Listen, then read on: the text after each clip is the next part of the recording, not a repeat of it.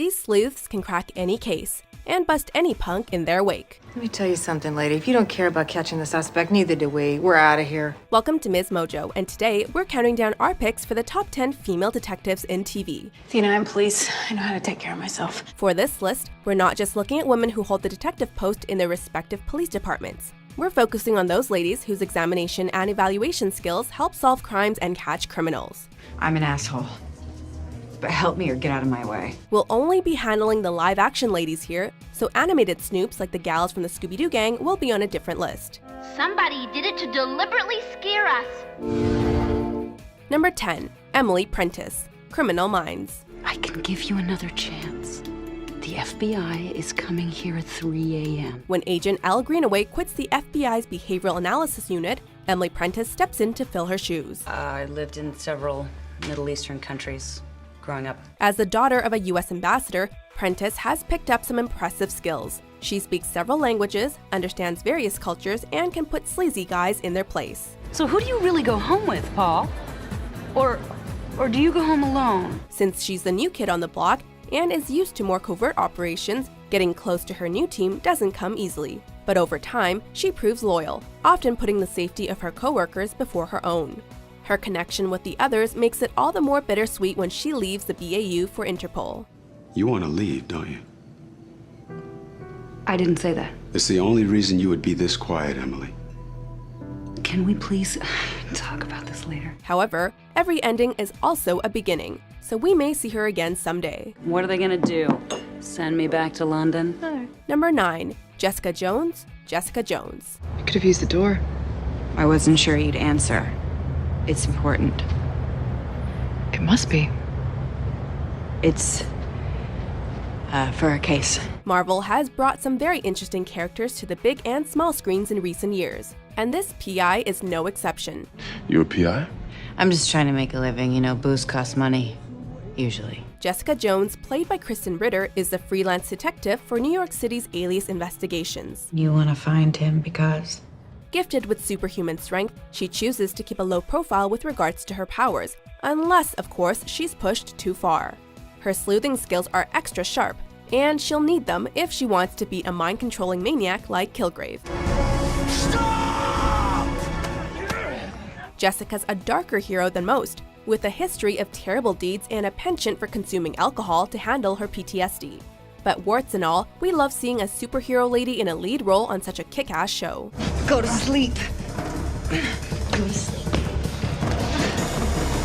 Number 8. Sarah Linden, The Killing. Michael did it. You should arrest him. He would have never left you. He couldn't have. You would have had that over him forever. Based on a character in the Danish crime drama of the same name, Sarah Linden cannot wait to return to her private life after her last day with the Seattle Police Department.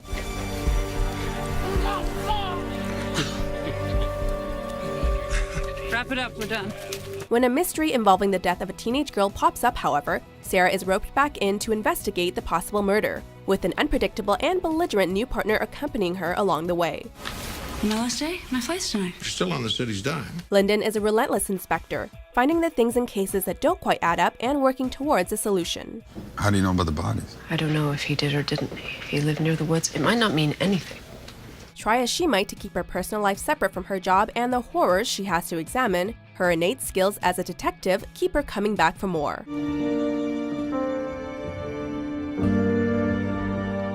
Number 7. Temperance Bones Brennan, Bones. You getting any from that hot overnight guy? And we're trying to work. Whoever says a forensic scientist can't do detective work hasn't met Dr. Temperance Brennan.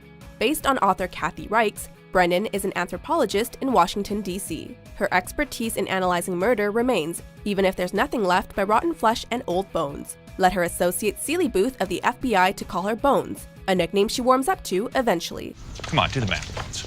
Well, the math wouldn't indicate motive or identify suspect, and you haven't even provided enough variables. It's a figure of speech, Bones, all right? Bones may be a bit stubborn and socially awkward, but she's an incredibly hard worker, with best-selling author, martial arts expert, and even tightrope walker on her vast list of accomplishments. Ow, my cuboid! You're what? The cuboids are the bones in my feet.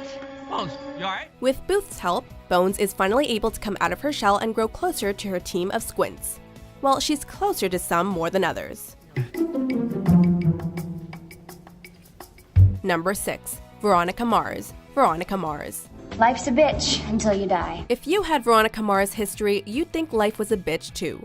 This high school outcast's family and life crumbles when her dad gets involved in a scandal surrounding her best friend's murder.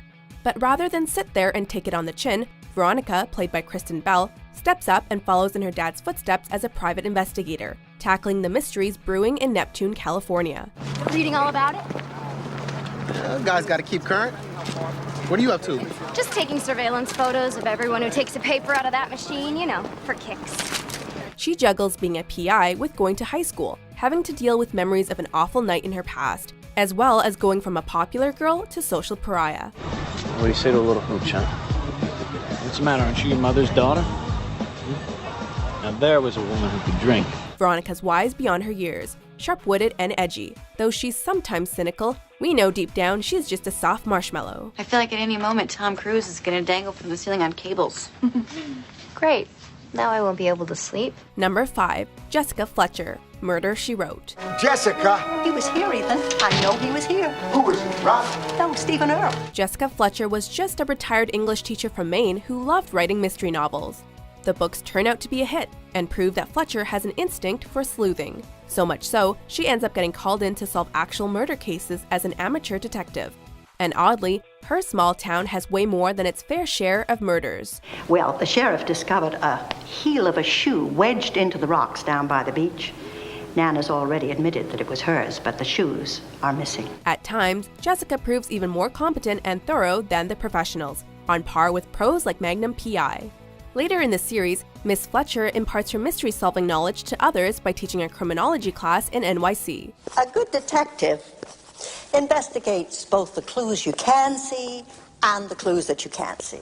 Spunky, energetic, and whip-smart, Jessica Fletcher was named the most prolific amateur sleuth by Guinness World Records. Can't argue with that. Number 4. Kate Beckett. Castle. Esposito. Esposito! After the violent death of her beloved mother, Kate Beckett goes on to become a homicide detective for the NYPD. They found her body. She had been stabbed. Though still haunted by the tragic event, Beckett is a force to be reckoned with. Smart, strong-willed, and resourceful, her cleverness shines through in the series opener, when she connects the style of a series of murders to novels penned by eccentric mystery writer Richard Castle. So what's this got to do with me? This was found murdered in his office 2 weeks ago. I didn't put it together until we saw the Tisdale crime scene tonight. Beckett and Castle's clashing personalities make for some unexpected but excellent chemistry, and time after time, the mismatched partners prove they make a great team.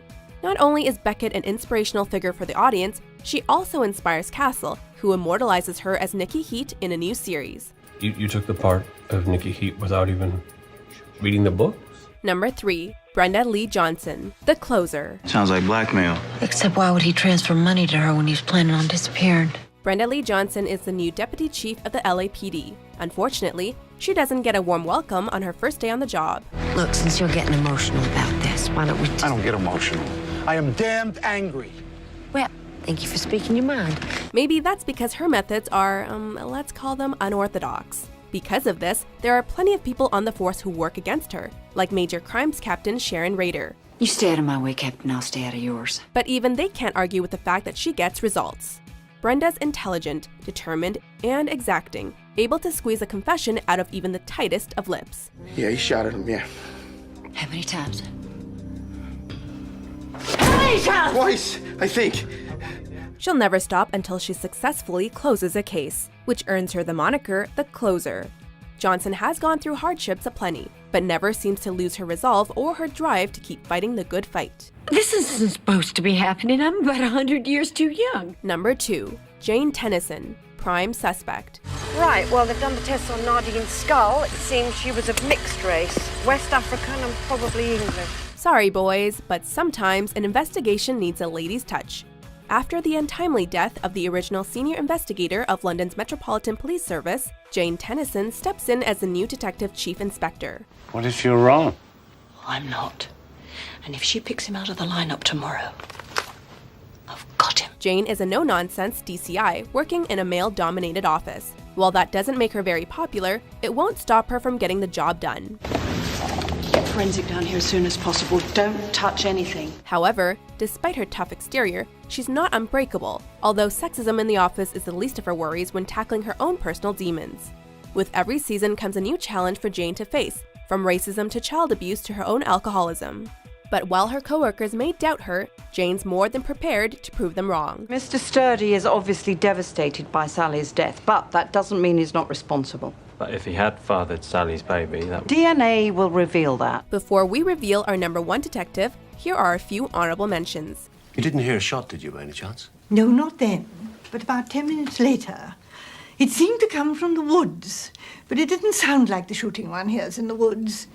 It's kind of a big and sloppy gun. You butchering deer or compensating for something? Do you think that this is connected to Las Vegas? The murders we talked about earlier? What do you say? A repercussion for what you saw, maybe? He came home after work at 1:30 in the morning, assumed that she was still out, and called her. Her phone rang in the closet. He went to look and found her stuffed inside, dead. Ma'am, can I ask you a few questions? How many is of you? 3. But one's a two-parter. Go away before I call the police. We are the f***ing police. Your family didn't know you. They didn't even try. I didn't hate my family. I wouldn't hurt them. No? How do you know? Number 1. Olivia Benson, Law & Order, Special Victims Unit. I'm a good cop, Elliot. Yeah, I know. With over 1,000 episodes and multiple spin-offs, the Law & Order franchise has introduced one memorable female detective after another, like Anita Van Buren. They'll find the boy, they'll find the gun, this will all go away. But our personal favorite is Olivia Benson of the Special Victims Unit. If a sexual assault is reported, Olivia and her crew are brought in to investigate. I pulled Spicer's sheet. Prostitution, soliciting, petty theft. He also managed to get 2 of his clients arrested, both married. And as she has a history of abuse herself, Olivia shows sympathy towards the victims. Captain, it took me years to accept the fact that my mother was an alcoholic, and when I did, I had to accept all the consequences. Though each new experience leaves a mark, Olivia still tries to remain the calm and collected member of the unit. But make no mistake, get on her bad side and she will make you regret it. With investigative expertise and first-hand experience, Benson's a role model and an icon on one of the most quintessential crime drama franchises on TV. So this is my fault? No, I can't do this anymore. I can't be looking over my shoulder, making sure you're okay. You son of a bitch, you know that's not true. I need to know you can do your job and not wait for me to come to the rescue. All right, that's enough. Do you agree with our list? Who's your favorite female detective? So you took matters into your own hands. For more sleuthy top 10s published every day, be sure to subscribe to Ms. Mojo. I don't like it. I'm fairly certain you're not supposed to. Fine. You're in.